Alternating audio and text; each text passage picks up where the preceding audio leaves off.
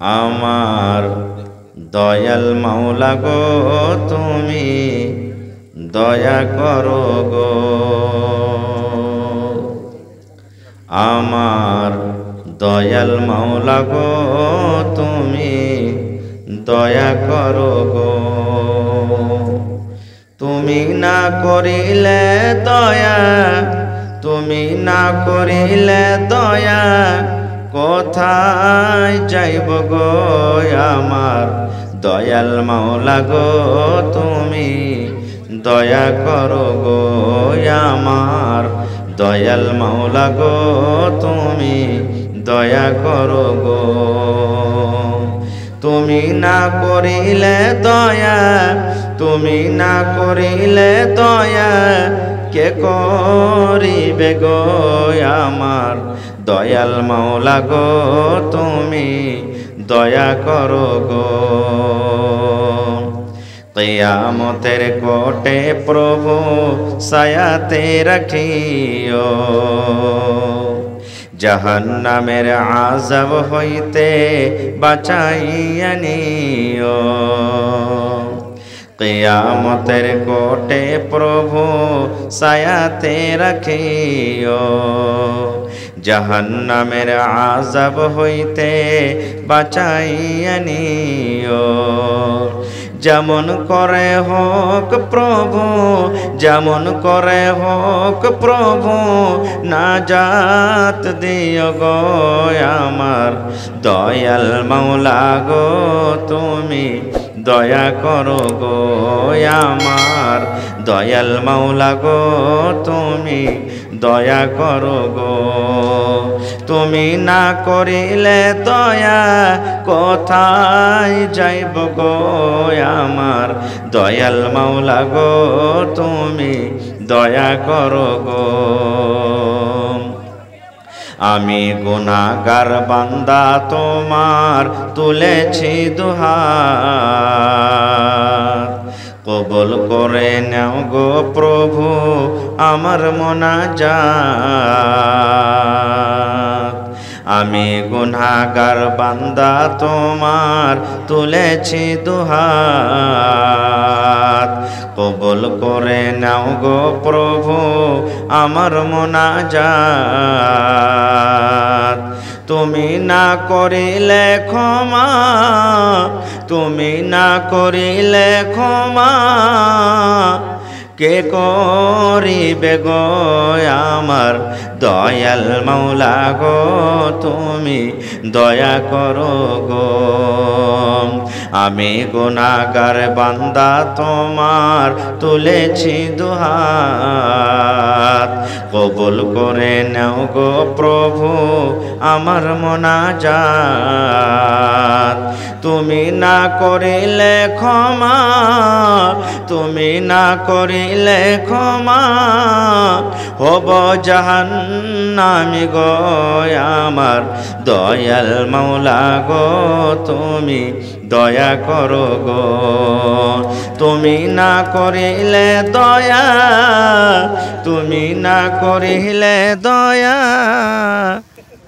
কে করিবে গো আমার দয়াল মাওলা গো তুমি দয়া করো গো। আমার দয়াল মাওলা গো তুমি দয়া করো গো। নারে তাকবীর। আজকে জলসার যোগ্যতময় শ্রদ্ধেয় সভাপতি সাহেব, উপস্থিত উলামায়ে কেরাম, জ্ঞান পিপাসু ছাত্রবিন্দু, সামনে বসে থাকা ইসলাম দরদি দিন দরদি ভাই ও বাবাজিরা, পর্দানাসীন মায়েরা এবং খালারা, সমস্ত তারিফ ও গুণগান সেই মহান আল্লাহ তাবারাক ওয়া তাআলার জন্য, যে মহান আল্লাহ তাবারাক ওয়া তাআলা আজকে আমাদেরকে এই ঈদগাহের জালসার পেন্ডালের তলাতে একত্রিত হয়ে বসে কিছু বলার ও শোনার তৌফিক দিয়েছেন। তাই আমরা সে আল্লাহর প্রশংসা করি। সকলেই অন্তর থেকে মোহাব্বতের সাথে জোর করে পড়েন আলহামদুলিল্লাহ। একটু আওয়াজ দিয়ে পড়েন ভাই, আলহামদুলিল্লাহ। তারপর আমাদের শেষ নবী হযরত মুহাম্মদুর রাসূলুল্লাহ পড়েন সাল্লাল্লাহু আলাইহি ওয়াসাল্লামের উপর অগণন দরুদ শরীফ শান্তির ধারা বর্ষিত হোক আমিন। আল্লাহুম্মা সাল্লি আলাইহি আল্লাহুম্মা বারিক আলাইহি। ভাই মুসলমান, আজকে আমি আপনাদের সামনে কোরআন মাজিদের একখানা সূরা সূরা আলে ইমরান থেকে একখানা আয়াত তেলাওয়াত করেছি। সে আয়াতটাকে সামনে রেখে আল্লাহ তাবারাক ওয়া তাআলাকে কিভাবে ভয় করতে হবে, আল্লাহকে কিভাবে দেখে ডরাইতে হবে, সে সম্পর্কে কিছু আপনাদের সামনে আমি রাখবো। আল্লাহর কাছে দোয়া করি রব্বুল আলামিন আমি যা কিছু বলবো যেন সহিহ হাদিস এবং কোরআন থেকে বলতে পারি এবং ছোট বড় তার প্রতি যেন আমরা আমল করতে পারি, তার জন্য আল্লাহ আমাদেরকে তৌফিক দেন। পূর্ণ আল্লাহুম্মা আমিন। ভাই মুসলমান, আল্লাহ তাবারাক ওয়া তাআলাকে ভয় করতে হবে, আল্লাহকে দেখে আমাদেরকে ডরাইতে হবে। সব সময়তে আল্লাহকে দেখে আমাদেরকে ডর করতে হবে। যেই মানুষের মধ্যে আল্লাহর ডর, আল্লাহর ভয় নাই, সেই মানুষটা কখনো নেককার হইতে পারে না, পরহেজগার হইতে পারে না, মুত্তাকি হইতে পারে না। মানুষের মধ্যে যদি আল্লাহর ডর থাকে, মানুষের মধ্যে যদি আল্লাহর ভয় থাকে, তাহলে সেই লোকটা কিন্তু গুনার কাজ করবে না, যদিও গুনাহ হয়ে যায়। কারণ আল্লাহ রাসূলের হাদিস আছে কুল্লু বানি আদামা খাত্তাউন, আদমের যত বেটা বেটি দুনিয়াতে আছে, আদমের বেটা বেটি বলতে শুধু যারা নামাজ পড়ছে তা নয়, যারা রোজা রাখে তা নয়, যারা তেলাওয়াত করে তা নয়, মুলবি মৌলানা হাজি সাহেব তা নয়, যত আদমের বেটা বেটি আছে সব হলো গুনাহগার পাপী। আল্লাহ নবী বলছেন গুনাহগার পাপীদের মধ্যে ওই লোকটা হলো সব থেকে আল্লাহ তাবারাক ওয়া তাআলার কাছে প্রিয়, ভালোবাসা, যে আত-তাওয়াবুন, তওবা করে, তওবা করে। তো গুনাহ করা এটা কোনো আইবের কথা নয়। মানুষের কাজ হলো গুনাহ করা, মানুষের কাজ গুনাহ করা, পাপ করা। আর আল্লাহর কাজ হলো কি? মাফ করা। আল্লাহর কাজ হলো কি? জোরে বলেন, আল্লাহর কাজ হলো কি? মাফ করা। মানুষ গুনাহ করবে, আমরা গুনাহ করব, আর আল্লাহর কাজ হলো মাফ করা।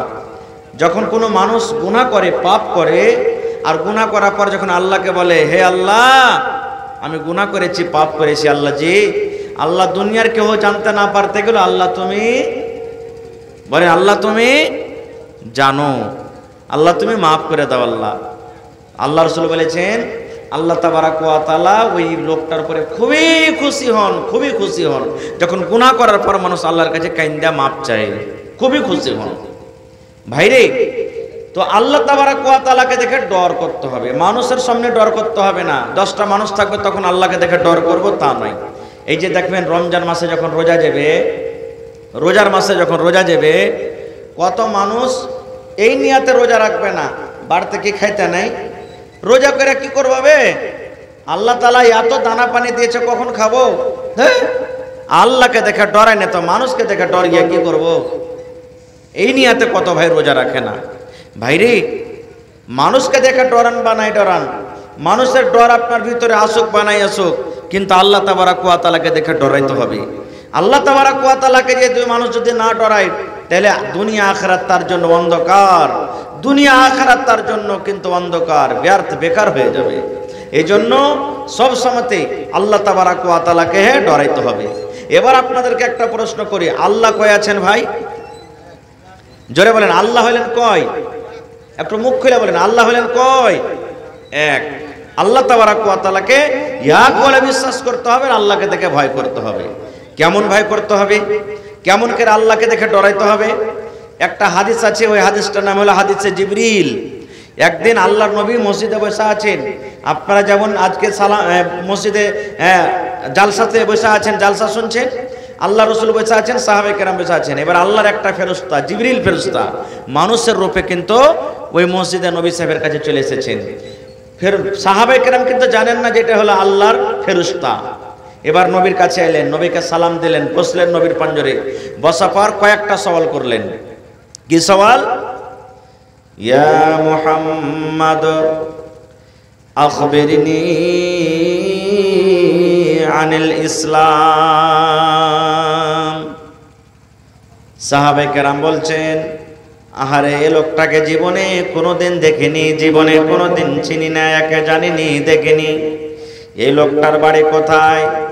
কিন্তু নবীর নাম লোকটা কেমন করে জানে? লোকটা নবীর নাম কেমন করে জানে? ডাইরেক্ট নবীকে বলছেন, ইয়া মুহাম্মদ, এ নবী, এ মুহাম্মদ, আখবিরনি আনিল ইসলাম। ইসলাম কাকে বলে? ইসলাম যে একটা মাযহাব, ইসলাম একটা ধর্ম। এই ইসলাম কি জিনিস? ইসলাম কাকে বলে? ইসলাম সম্পর্কে আপনি আমাকে জানান। নবীজি ইসলাম সম্পর্কে বলে দিলেন। তারপরে সেই আবার ফেরেশতা বলছেন, ইয়া মুহাম্মদ, আখবিরনি আনিল ঈমান। ঈমান সম্পর্কে আপনি আমাকে বলেন। ঈমান কাকে বলে? ঈমান কি জিনিস? ঈমান কার কার প্রতি আনতে হবে? ঈমান সম্পর্কে আপনি বলে দেন। নবীজি ঈমান সম্পর্কে বলে দিলেন। এই করতে করতে করতে করতে করতে ওরে সুবহানাল্লাহ, সেই ফেরেশতা বলছেন, ইয়া মুহাম্মদ, আখবিরনি আনিল ইহসান। ইহসান কি জিনিস? ইহসান কাকে বলে? ইহসান সম্পর্কে আপনি একটু বলে দেন। এবার দয়ার নবী বললেন, ও আল্লাহর বান্দা, তুমি শুনে নাও, ইহসান কাকে বলে রে? ইহসান কি জিনিস? ইহসান হলো এটাই, যখন তুমি আল্লাহর ইবাদত করবে, আল্লাহ রাব্বুল আমিনের যখন ইবাদত বান্দেগি করবে, তুমি যখন নামাজ পড়বে, রোজা যখন রাখবে, তুমি যখন আল্লাহর ইবাদত করবে, একমাত্র তুমি আল্লাহকে ভয় করে তুমি ইবাদত করবে। কেমন করে তুমি ইবাদত করবে? নবী বললেন, সাহাবীরে, ও আমার উম্মতেরা, তোমরা শুনে নাও। নবী সেই ফেরেশতাকে বলছেন, ও আল্লাহর ফেরেশতা, তুমিও শুনে নাও। ইহসান হলো ওইটাই জিনিস যে যখন তুমি আল্লাহর ইবাদত করবে, যখন নামাজ পড়বে, তখন যেন তোমার অন্তরে এই জিনিসটা হওয়া দরকার যে আমি আল্লাহ রাব্বুল আলামিনের ইবাদত করি। দুনিয়ার কোনো মানুষ দেখতে না পেতে গেল আল্লাহ দেখেন, আমার সামনে আল্লাহ হাজির নাজির আছেন। দুনিয়ার মানুষ দেখতে না পেতে গেল আল্লাহ রাব্বুল আলামিন দেখেন। আল্লাহর নবী বললেন, উম্মত রে, যখন একটা মাছদুরি করে, কাম করে, এবার যদি মালিকটা পাঞ্জরে থাকে, ওই টাইমে ওই সময়তে ওই মাছদুর খেলাবে না, ওই মাছদুর টাইমটাকে ব্যর্থ করবে না, মন দিয়ে কাম করবে। এই জন্য মন দিয়ে কাম করবে যে আজকে আমার মালিকটা দাঁড় হয়ে আছে, আমি যদি কাজ না করি, মালিকের সামনে বসে থাকি, মালিকের সামনে যদি ভালো করে কাজ না করি, সন্ধ্যাবেলাতে আমাকে মজদুরি দেবে না, আমার টাকা কেটে নিবে, আমার পরে রাখবে, ডাঁটবে। আল্লাহর নবী বলেছেন, উম্মত, এই মতো যখন তুমি আল্লাহর ইবাদত করবে, বান্দেগি করবে, তখন যেন তোমার অন্তরটা এইটাই হওয়া দরকার যে দুনিয়ার কোনো মানুষ দেখতে না পেতে গেলে আমি যে ইবাদত করছি এক আল্লাহ রাব্বুল আমিন দেখছেন। এর নাম হলো ইহসান। নারে তাকবীর। হায়রে আল্লাহ! আল্লাহ রাসূল বলেছেন, উম্মত, যখন তুমি নামাজ পড়বে, শয়তান তোমার মাথাতে চলে আসবে, তোমার ভিতরে আসবে, তোমার রক্ততে বেড়াইবে, রগে রগে বেড়াইবে। দেখবেন যখন আপনি নামাজ পড়িতে ভিড়বেন, তখন দুনিয়ার সব গল্প, যত দুনিয়ার কেসা কাহানি, যত দুনিয়ার কথা সব মনে চলে আসবে। আসে না? আসে না? হানা বলে নমাজে আসে না? আসে না? দুনিয়ার সব কিছু মনে চলে আসবে আপনার। ওই জায়গাতে কি রেখেছি, ওখানে কি আছে, ওখানে কি কাজ করেছি, সব মনে চলে আসবে আপনার। আমারও আসছে, আপনাদেরও আসবে। একজন সাহাবী এসে বলছেন, হুজুর, নমাজ পড়িতে যেমন শুরু করছি, দুনিয়ার সব কিছু মনে চলে আসছে। কোন জায়গাতে কি খেয়েছি, কি করেছি, কি রেখেছি, সব মনে চলে আসে। আল্লাহ রাসূল সাল্লাল্লাহু আলাইহি ওয়াসাল্লাম বললেন, ও আমার সাহাবী, তুমি শুনে নাও, যখন তুমি নামাজে দাঁড় হবে, দুনিয়ার আজেবাজে যখন কথাটা মনে আসে, এই জন্য আসে। নবী বলেছেন, যখন তুমি আল্লাহু আকবার বলে নামাজটা যখন তুমি শুরু করো, শয়তান তোমার দিমাগের ভিতরে চলে আসে, মাথাতে চলে আসে। শয়তান তোমাকে ভিতরে ভিতরে ওয়াসওয়াসা দেয় আর বলে, উজকুর কাজা, উজকুর কাজা, এটা মনে কর, এটা মনে কর, এরে খ্যাপা, তুই নামাজ পড়িতে লেগেছিস, এটা মনে কর, এটা মনে কর, এটা মনে কর। আল্লাহর নবী বলেছেন, উম্মত, যখন নামাজের মধ্যে তোমার এগুলা মনে আসবে, নামাজের হালাতে তুমি তোমার মাথা কানটাকে একটু বাঁ দিকে কায়েদ করে দাও, মাথা কানটাকে একটু বাঁ দিকে ঘুরিয়ে দাও, কিন্তু তোমার বুকে হাত বাঁধা থাকবে, বাঁ দিকে মুখখানটা একটু ঘুরিয়ে দাও, আর দিয়ে আউযু বিল্লাহি মিনাশ শাইতানির রাজিম পড়ো। আর পড়ার পর 3 বার তুমি বাঁ দিকে থুতু থুতু থুতু করে দাও। যদি এই কাজটা তুমি করতে পারো, আর শয়তান তোমাকে কিন্তু তোমার মাথাটাকে এদিক ওদিক আর ঘোরাইতে পারবে না। তা আল্লাহ তাবারাক ওয়া তাআলাকে ডরিয়ে ভয়ে খুশু করে ইবাদত বান্দেগি করতে হবে। কেমন ডরাইতে হবে ভাই? একজন মহিলা, একজন নারী, একজন মাওলানা সাহেবকে বলছেন, মাওলানা সাহেব, আমার বেটা যে নামাজ পড়ে না, তা আমি কি করব? আমার বেটা যে নামাজ পড়ে না, তো কেমন করে বেটাটাকে মসজিদে নিয়ে যাব? একজন মহিলা একজন মাওলানাকে জিজ্ঞাসা করছেন। এবার মাওলানা তখন বলছেন, আচ্ছা বলো তো, তোমার বেটাকে তুমি নামাজের জন্য ডাকছো, যে বেটারে নামাজ পড়িতে যা, টাইম হয়ে গেছে। তোমার বেটা তোমার কথা শুনে না, কিন্তু একটা কথা বলো তো, তোমার বেটা ঘরের ভিতরে ঘুমিয়ে আছে, নিন পারছে। এবার তোমার বাড়িতে আগুন লেগে গেছে, তোমার বাড়িতে আগুন লেগে গেছে, তোমার বেটা কিন্তু এখনো জাগতে পারেনি, বিছানায় ঘুমিয়ে আছে, তুমি কি করবে ওই টাইমে? বলছে আমার বেটাকে জাগাবো। বলছে কেন? বলছে না জাগাই, আমার বেটা শুইতে থাকে তো পুড়ে যে মরি যাবে। তো বলছে তোমার বেটাকে তুমি জাগাইবে, কেমন করে জাগাইবে?